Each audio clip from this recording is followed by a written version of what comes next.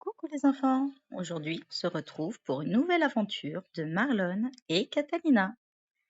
Le titre d'aujourd'hui, c'est Le secret de la vallée des glissades. Prêt pour une aventure givrée? Alors c'est parti! Chapitre 1. La cabane au sortilège. Marlon et Catalina avaient construit la plus majestueuse des cabanes. Un dôme de couverture soutenu par des chaises, rempli de coussins moelleux. À l'intérieur, à la lueur d'une lampe, il feuilletait un livre intitulé Les malheurs de Kaboum le pingouin.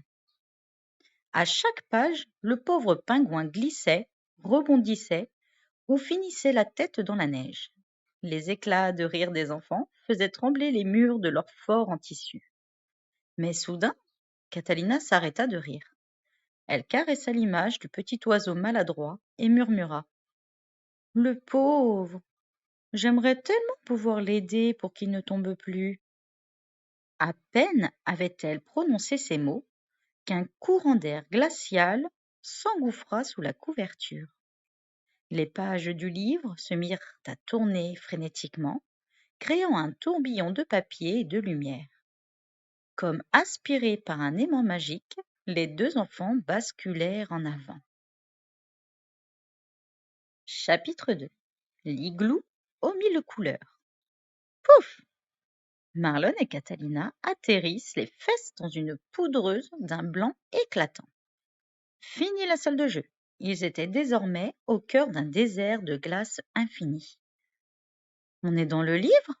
S'exclama Marlon en serrant son manteau imaginaire, qui était devenu bien réel.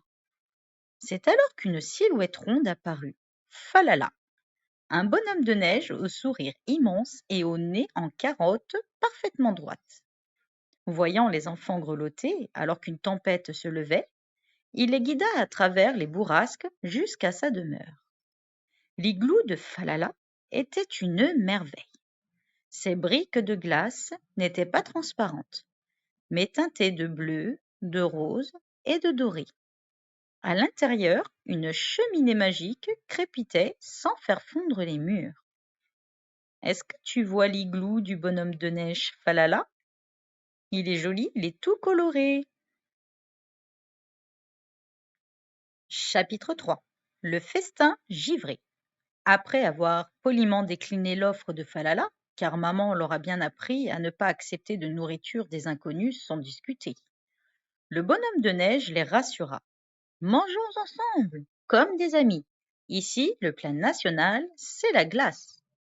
Il poussa un pan de mur qui révéla un buffet incroyable.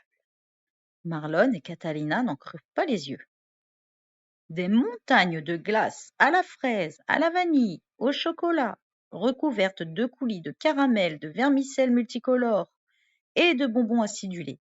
Tout en dégustant leurs cônes géants sur des chaises sculptées dans la glace, les enfants racontèrent leur mission. On cherche Kaboum, expliqua Catalina. On veut l'aider avant qu'il ne se fasse encore un bleu. Falala hocha la tête d'un air sérieux. Kaboum est un bon ami, mais il habite de l'autre côté de la vallée des glissades. C'est un chemin dangereux pour ceux qui n'ont pas l'habitude du verglas. Est-ce que tu as vu sur cette image, ils sont à l'intérieur de l'igloo, tout colorés, avec un petit feu de cheminée qui crépite, et derrière eux, as-tu remarqué le buffet de glace? Oh, il y a du coulis de vanille, fraise, chocolat, caramel, il y a des pépites de chocolat, des petits chamallows. Je vois aussi une glace à la fraise, à la vanille, au chocolat, au pralin, à la pistache. On voit aussi à la barbe à papa.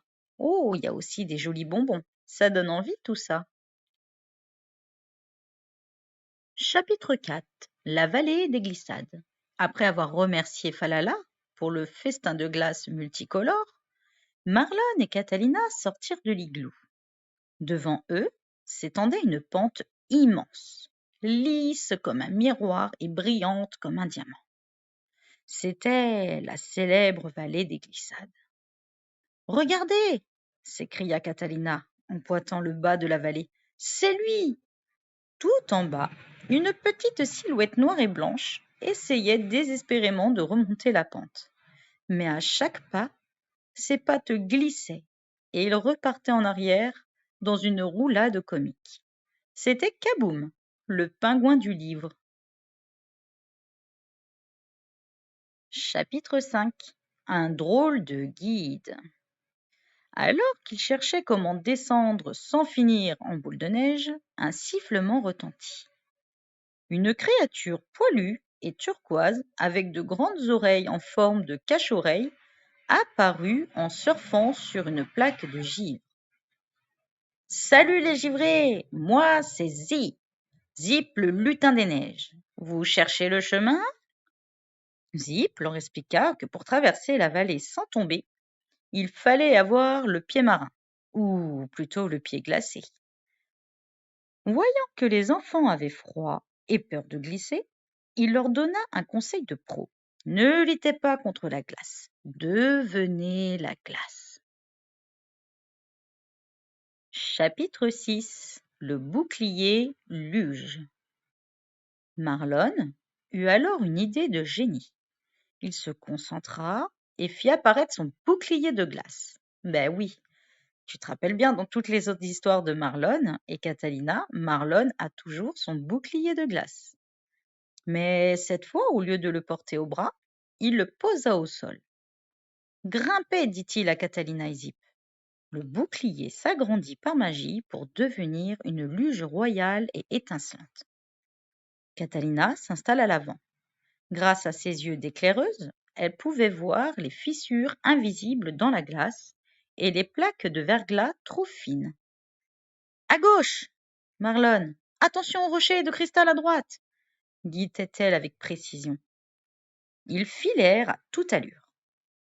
Zip hurlant de joie derrière eux, le vent sifflait, la neige volait, et ils arrivèrent enfin en bas, juste devant un Kaboom tout étourdi par ses chutes répétées. Chapitre 7. La rencontre avec Kaboom. La luge bouclier s'arrêta dans un grand nuage de poudreuse, juste au pied du petit pingouin. Kaboom avait l'air tout essoufflé, ses petites ailes tombantes et les fesses un peu trop rouges à force de dégringoler. « Oh, bonjour, fit-il d'une petite voix triste. Vous venez pour vous moquer de mes cascades ? Tout le monde rit quand je tombe dans le livre. Catalina sauta de la luge et s'agenouilla devant lui. Mais pas du tout. On est venu t'aider parce qu'on t'aime beaucoup. On veut que tu puisses marcher sans avoir peur de la glace. Marlon s'approcha aussi, son bouclier brillant d'un bleu éclatant. On a un plan, Kaboom. Regarde bien. Chapitre 8. Le secret des oreilles de Zip.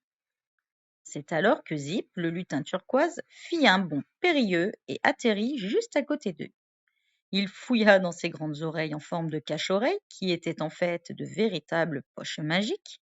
« Attendez, attendez !» s'écria Zip. « Pour ne plus glisser, il ne faut pas changer la glace.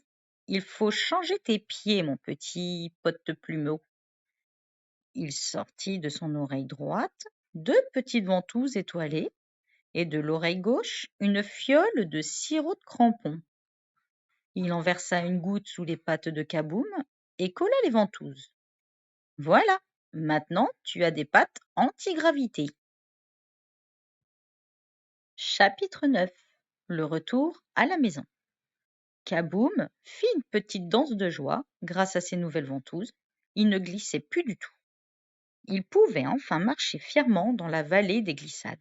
« Merci Marlon, merci Catalina. Je n'aurai plus jamais peur de tomber, dit-il en faisant un câlin tout doux. Mais soudain, le ciel se mit à briller d'une lueur dorée. La voix de maman résonna au loin comme un écho lointain. « Marlon, Catalina, le goûter est prêt. » Zip, le lutin, fit un clin d'œil. « C'est l'heure de rentrer, les givrés. Posez vos mains sur le livre et hop !» Les enfants posèrent leurs mains sur les pages glacées. Dans un tourbillon de flocons et de rires, la vallée des glissades commença à s'effacer. Chapitre 10. Le secret de maman. En un clin d'œil, le tourbillon de neige s'apaisa. Marlon et Catalina se retrouvèrent assis sous leur cabane de couverture, le livre de Kaboom posé entre eux. Ils se frottèrent les yeux. Avaient-ils rêvé?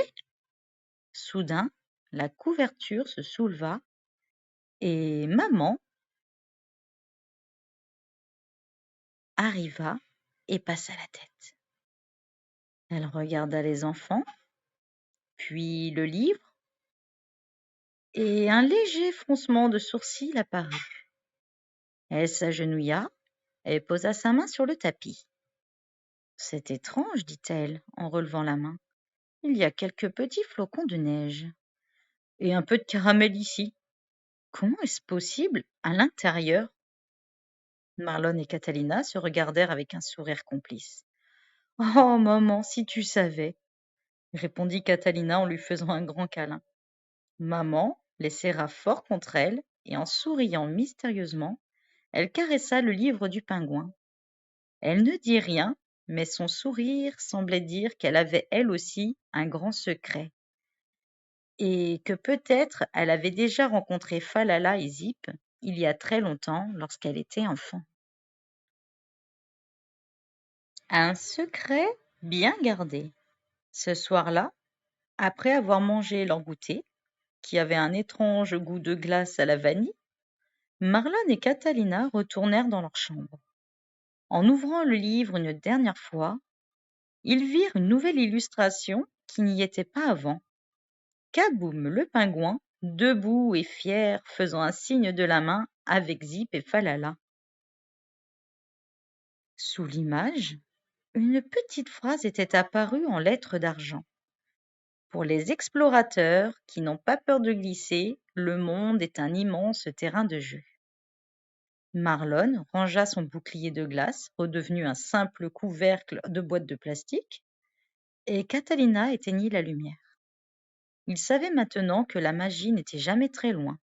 Il suffisait d'ouvrir le bon livre ou de construire la bonne cabane.